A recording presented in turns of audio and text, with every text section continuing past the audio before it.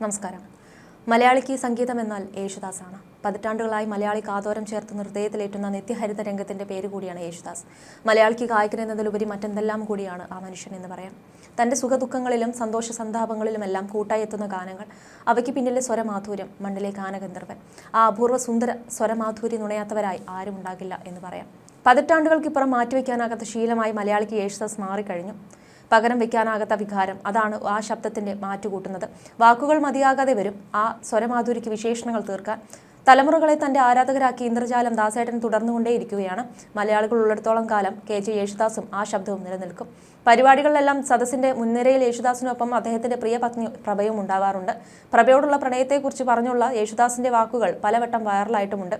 ഇപ്പോൾ ഏറ്റവും ഒടുവിൽ ഏറെ നാളുകൾക്ക് ശേഷം ഭാര്യയ്ക്കൊപ്പമുള്ള ഒരു ചിത്രം പങ്കുവച്ചിരിക്കുകയാണ് അദ്ദേഹം. അമേരിക്കയിലെ ഡാലസിലാണ് ഇപ്പോൾ മലയാളികളുടെ ദാസേട്ടൻ ഭാര്യ പ്രഭയ്ക്കൊപ്പം തന്റെ വിശ്രമ ജീവിതം ആഘോഷിക്കുന്നത്. ഒപ്പം സംഗീതത്തെ ഹൃദയത്തോട് ചേർത്ത് നിർത്തുന്നു. ഇന്നും ഈ 85-ാം വയസ്സിലും അദ്ദേഹത്തിന്റെ സംഗീതത്തോടുള്ള ഉപാസന കുറയുന്നില്ല എന്നും പുലർച്ചയ്ക്ക് 4:30-ക്ക് എഴുന്നേറ്റ് സാധകം ചെയ്യുന്ന ദിനചര്യ ഈ പ്രായത്തിലും ലോകത്തിന്റെ ഏതൊരു ഭാഗത്തിലും വെച്ചും തുടരുന്നു എന്നുള്ളതാണ്. ഭക്ഷണത്തിന്റെ കാര്യത്തിലും വളരെയധികം ശ്രദ്ധിക്കുന്ന അദ്ദേഹം ചിട്ടയായ ജീവിതം ശൈലിയാണ് ഫോളോ ചെയ്യുന്നത്. തന്റെ ദൈവിക സ്വരത്തെ മോശമാക്കുന്ന ഒരു ഭക്ഷണവും കഴിക്കാറില്ല അദ്ദേഹം. കഴിഞ്ഞ കുറേ വർഷമായി ഭാര്യ പ്രഭയ്ക്കൊപ്പം ഡാലസിലാണ് അദ്ദേഹത്തിന്റെ താമസം. പച്ചക്കറി വാങ്ങാനും ഷോപ്പിങ്ങിനും സ്വയം കാറോടിച്ചു പോകുന്ന യേശുദാസിന്റെ വിശേഷങ്ങൾ മുൻപൊരിക്കൽ സമൂഹമാധ്യമങ്ങളിൽ നിറഞ്ഞിരുന്നു. കോവിഡ് കാലത്തിനു ശേഷം ഇന്ത്യയിലേക്കുള്ള യാത്രകൾ കുറവാണ്. ഇടയ്ക്ക് അമേരിക്കയിലെ വേദികളിൽ കച്ചേരികളും അവതരിപ്പിച്ചിരുന്ന അദ്ദേഹത്തിന്റെ വീഡിയോ സമൂഹമാധ്യമങ്ങളിൽ നിറഞ്ഞിരുന്നു. പിന്നെ സിനിമയിലെ സുഹൃത്തുക്കൾ, സംഗീത ലോകത്തിലെ പ്രിയപ്പെട്ടവർ ഒക്കെയും ദാസേട്ടനെ കാണാൻ പോകുന്നതിന്റെ വിശേഷങ്ങൾ സമൂഹമാധ്യമങ്ങളിൽ നിറയാറുണ്ട്.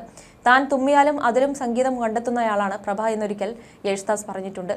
അതും ഇഷ്ടപ്പെടും. കാരണം അത് അങ്ങനെ അങ്ങ് ലയിച്ചു കിടക്കുകയാണ്. അവൾക്ക് ഇഷ്ടക്കുറവ് വരില്ല. അൺകണ്ടീഷണൽ ലവാണ് എന്നാണ് തങ്ങളുടെ പ്രണയത്തെക്കുറിച്ചുള്ള ചോദ്യത്തിന് ഒരിക്കൽ അദ്ദേഹം തുറന്നു പറഞ്ഞത്. അടുത്തിടെ അദ്ദേഹത്തിന്റെ പിറന്നാൾ ദിവസം താരജാടകളില്ലാതെ സാധാരണക്കാരായി ഭാര്യ പ്രഭയ്ക്കൊപ്പം വാർദ്ധക്യം ആസ്വദിക്കുന്ന യേശുദാസിനെ കുറിച്ച് ബിനോയ് സെബാസ്റ്റ്യൻ എന്ന വ്യക്തി എഴുതിയ വാക്കുകളും വൈറലായിരുന്നു. ലൻഡോനെ എന്ന ചെറുനഗരത്തിലെ അദ്ദേഹത്തിന്റെ വീട്ടിലേക്ക് കയറുകയായിരുന്നു ഞാൻ. അടുത്തെത്തിയപ്പോൾ വെളുത്ത ഷോർട്ട്സും ടീഷർട്ടും ഇട്ട് പലക മിനുക്കുകയാണ് അദ്ദേഹം. വീടിന്റെ 2-ാം നിലയിൽ സ്വന്തം രൂപകൽപ്പനയിൽ പണിയുന്ന ഹോം തിയേറ്ററിന് വേണ്ടിയാണത്. ഒരു ലളിത സുന്ദരഗാനം പോലെയായിരുന്നു ആ കാഴ്ച.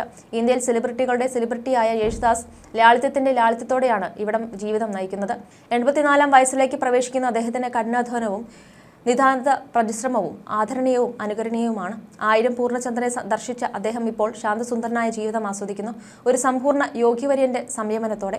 ഗായകനായ യേശുദാസിനെ നാം തിരിച്ചറിഞ്ഞിട്ടുണ്ടായിരിക്കാം. പക്ഷേ ഒരു ചിത്രകാരൻ, ശില്പി തുടങ്ങിയ നിലകളിലെ അദ്ദേഹത്തിന്റെ പ്രാഗൽഭ്യം എത്ര പേർ മനസ്സിലാക്കിയിട്ടുണ്ട്. സ്വന്തം വീടിന് 2-ാം നിലയിൽ സ്വയം നിർമ്മിച്ച സ്റ്റുഡിയോയിലാണ് വടക്കുംനാഥൻ എന്ന സിനിമയിലെ ഗംഗെ എന്ന ഗാനം അദ്ദേഹം പാടി റെക്കോർഡ് ചെയ്തത്. അദ്ദേഹം തന്നെ പണിതെടുത്ത ഹോം തിയേറ്ററിന്റെ ഭംഗിയും പ്രൗഢിയും ആ പ്രതിഭയുടെ മറ്റൊരു ഉദാഹരണമാണ്. നർമ്മം നന്നായി ആസ്വദിക്കുകയും പറയുകയും ചെയ്യുന്ന വ്യക്തിത്വമാണ് യേശുദാസിന്റേത്.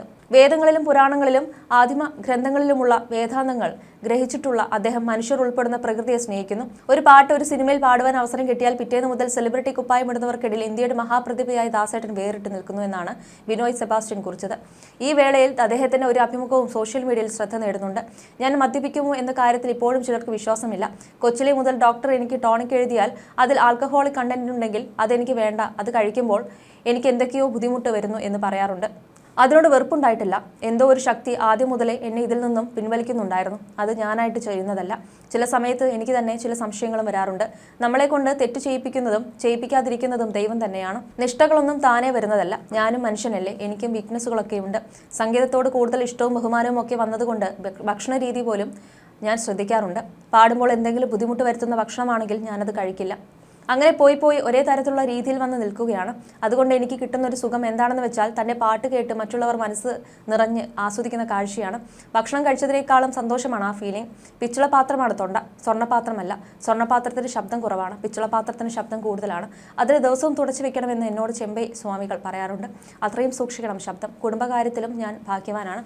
എൻ്റെ ആദ്യ ഭാര്യ സംഗീതമാണ്, 2-ാം ഭാര്യയാണ് നീ എന്ന് ഞാൻ പ്രഭയോട് പറഞ്ഞിട്ടുണ്ട്. അതേപോലെ അവൾ അത്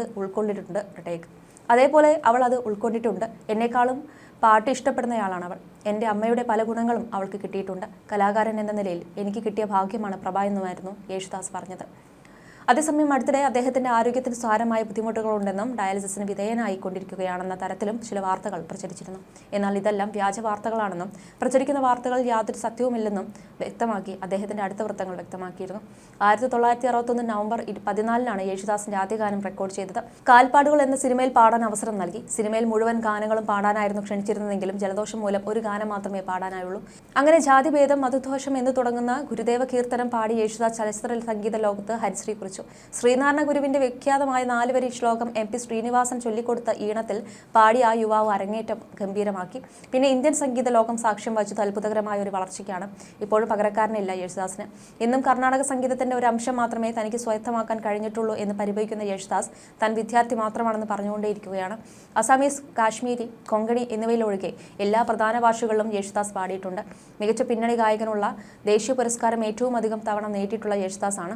കേരളം, കർണാടക, ബംഗാൾ സംസ്ഥാനങ്ങളുടെയും മികച്ച പിന്നണി ഗായകനുള്ള അവാർഡുകളും അദ്ദേഹം കരസ്ഥമാക്കി.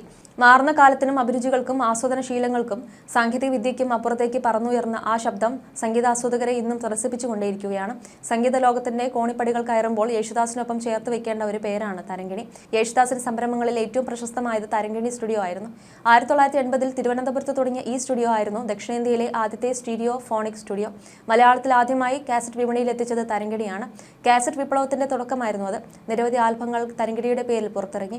അവയിൽ പലതും ഹിറ്റ് ചാർട്ടുകളിൽ ഇടം നേടി. തരങ്കിണി തുടങ്ങുമ്പോൾ ദക്ഷിണേന്ത്യയിൽ അന്ന് ലഭ്യമായ ഏറ്റവും ആധുനിക റെക്കോർഡിംഗ് സംവിധാനങ്ങളാണ് യേശുദാസ് എത്തിച്ചത്. 2005 വരെ തിരുവനന്തപുരത്തെ തരങ്കിണിയിൽ റെക്കോർഡിംഗ് നടന്നിരുന്നു.